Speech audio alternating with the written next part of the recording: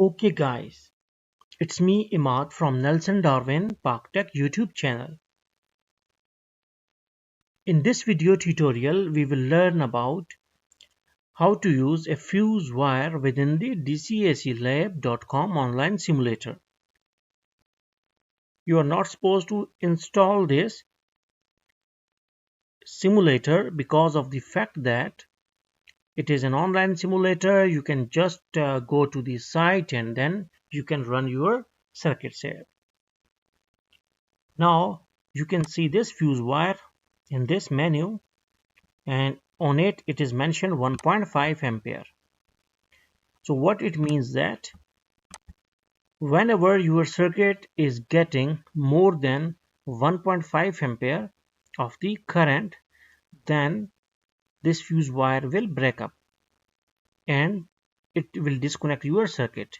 And why we are using it? Because of the fact that we want to protect other sensitive and highly expensive components that are used in our circuit. So it is a bit for safety. So now we will take our battery, we need to take our switch, and we need to take our lamp.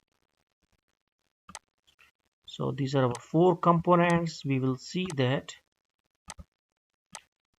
this is our lamp bulb, and we need to okay, now we need to connect it out like that and like that and like that and this and this. Now our circuit is completed. Now we can see that when we make on our circuit with the switch, 1.5 ampere used to flow and our fuse is not going to broke. So what about if we use to insert one more lamp? Then our current consumption will increase. And one more thing, that you are supposed to add this load in parallel with this first bulb, okay? Or otherwise it is not going to work.